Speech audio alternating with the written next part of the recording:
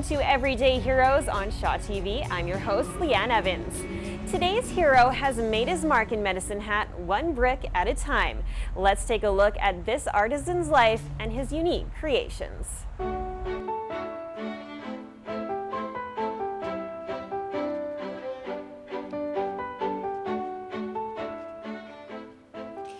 Brick by brick, James Marshall has built his career as an artist. He is known for his brick sculptures that pop up all across Canada, the United States, and even Japan. James grew up in Medicine Hat and claims he was drawing before walking. So I guess I've been playing at art since I was really wee. In school, I was coached by a real nice art teacher in public school, Miss Henderson. And I was in the printing world. My dad was a printer, had a print shop here in town. And my first sort of education after school was becoming a lithographer. And I spent my first 10 adult years in the printing world and did quite a bit of commercial art and learned to be a lithographer. Sort of offset printing in those days was quite new. But after 10 years, I decided to try something new. So I took up a real nice job challenge at IXL Industries. James started making the brick sculptures while working at the IXL Brick Factory in Medicine Hat. Having a little bit of ceramic experience and making pottery and doing small sculpture, seeing all that clay and all that brick, it was kind of an easy artistic jump to think that we could do something with brick. Actually, while I worked for IXL and when we were doing architectural shows, when they had national conferences, I was always in charge of a booth at a convention center, and we had to promote our wares to architects. So I was always trying to come up with ideas to attract architects to our booth. And one year I carved a small mural, and our theme was that you can do anything with brick. And it really caught a lot of attention, and it got me kind of excited. So I just put it in the back of my mind that if I ever got off to doing art full time, I would certainly try to include that in my schedule. And it wasn't until 1983 that I did the first real mural, which is the one in City Hall. He started to build a portfolio, and after installing 3 murals into businesses, the demand started to grow. Now all of a sudden I've got some work under my belt, and I got a write-up in an architectural magazine which went across the country, and bazumba, all of a sudden I had loads of work. I really haven't had to do a whole lot of promotion. I've just had it come. I'm the only one in the country doing it. That helps. But it's not the kind of art that everybody wants to do. It's pretty labor intensive. You can't make any mistakes, or you do it all over again. You can't correct. So it's kind of like my pen and ink work. If you make a mistake near the end of your work or have an ink blot or something, you can't fix it, so you start all over. So it's sort of niddly, detail-y work that I kind of revel in. James recently switched from brick to clay for material due to IXL closing its doors. He says the clay is better to use as it allows him to do more, and he says these murals are indestructible. They last forever. I mean, brick and clay, fired to high temperature and so on, nothing breaks it down. Virtually good forever, and the glazes that you put on are ceramic glazes, fired into the clay, very permanent. So really, any one of these murals, 500 or 1,000 years from now, could look just the same.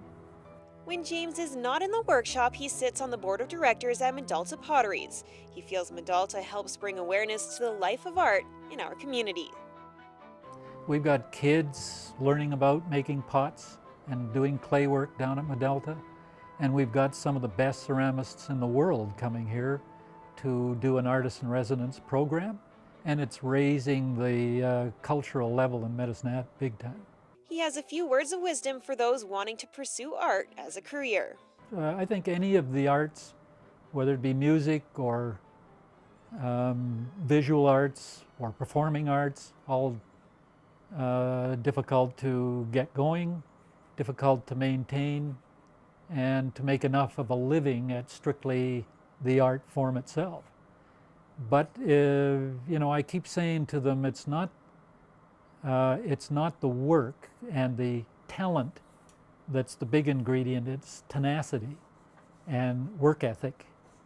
You've got to really persist and be okay with working long hours. You have to know that it's the love of the work that drives you, and you don't do it for the money, you do it for the end result, really. He says for him, life as an artist has been an adventure.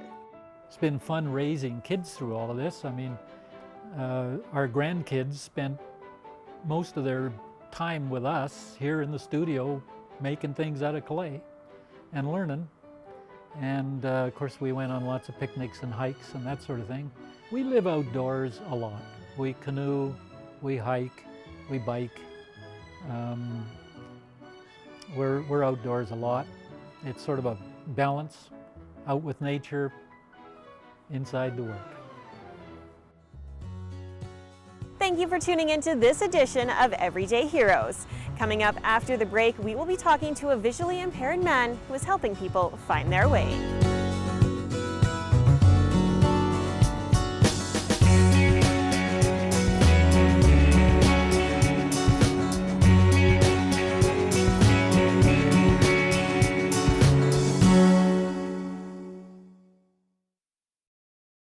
My kids said their mom drank while driving them to school. I worried so much I couldn't concentrate at work. At Al-Anon Family Groups, I found the help I needed. If someone's drinking bothers you, call 1-888-4-AL-ANON or visit alanonfamilygroups.org. Behind the War Amps logo is a legacy of amputees helping amputees. The War Amputee and the Cenotaph represent the heritage of the War Amps. The children represent its future. Through CHAMP, the War Amps legacy will continue.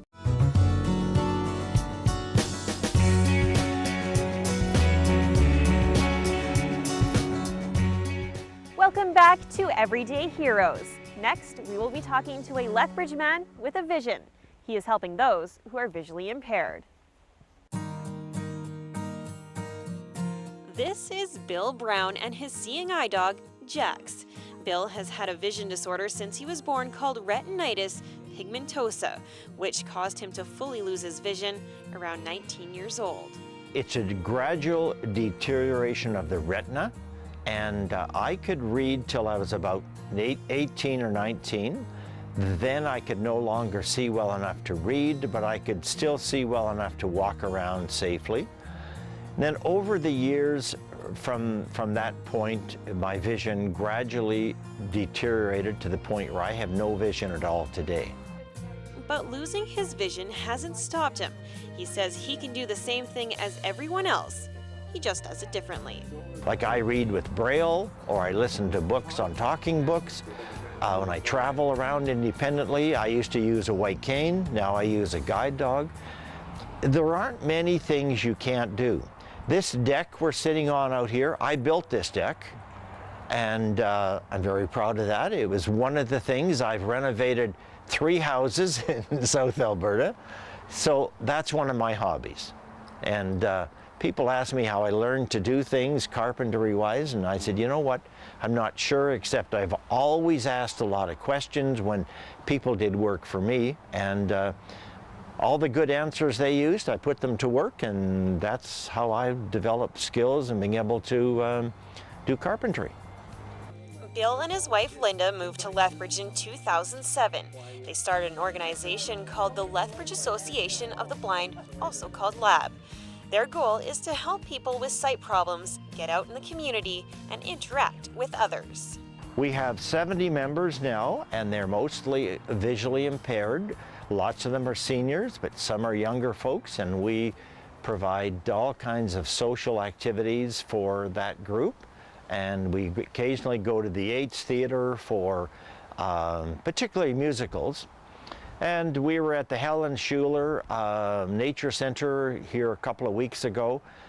So we try to do something every month for this group of people. And again, most of our activities are all subsidized because we do receive funding from various Lions clubs in South Alberta.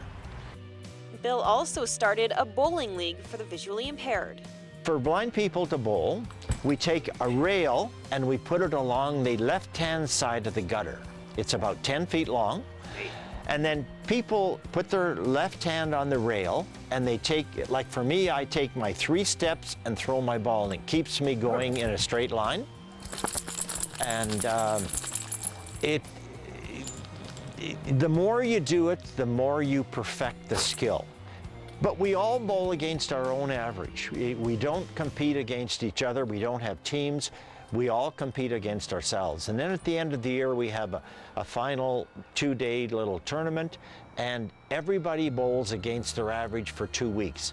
And then all the points you are over or under your average ends up being your score, and that's the score that you use. And then we give away prizes for, first, second, third, and that stuff. He feels having these programs available for the visually impaired help them get out to socialize. Well, I think that the experience we have found is that when people lose their sight, they lose a lot more than that. They often lose their friends. Even their family don't know what to do and how to deal with them because they're now blind. They haven't been able to really get their handle on accepting them as they are without vision. And really, if I can help other people to get a better handle on their loss of vision so they can maybe deal with it better. We use the word accept. I don't know if that's the right word, but you learn to deal with it better and start to deal with it in a positive way. Do things you can do that enable you to become more independent. But Bill doesn't stop there. He also works closely with the Lions Club to raise money for seeing eye dogs.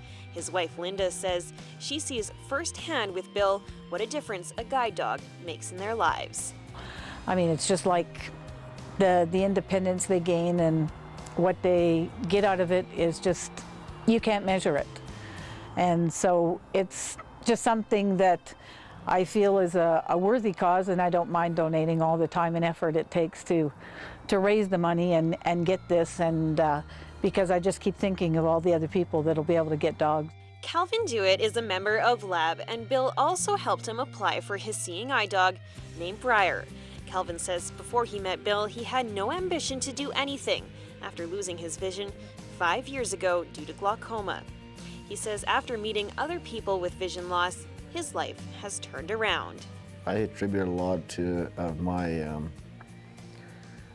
getting back into the mainstream of life and becoming social again and becoming interactive with people. And through Bill, he was a major instigator in getting me involved. He never gave up on me, and that's one thing that always stuck in my mind is when someone usually says, no, I'm not interested, you'd say, okay, fine, and walk away. But he never did. He saw that this was something that I'm sure in his mind will tell you that it was something that he thought would benefit me if I just gave it a chance.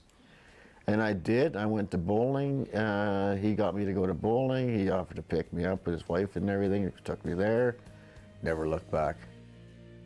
Thank you for tuning into this edition of Everyday Heroes. If you would like to tell us about your hero, email us at everydayheroes@sjrb.ca. See you next time.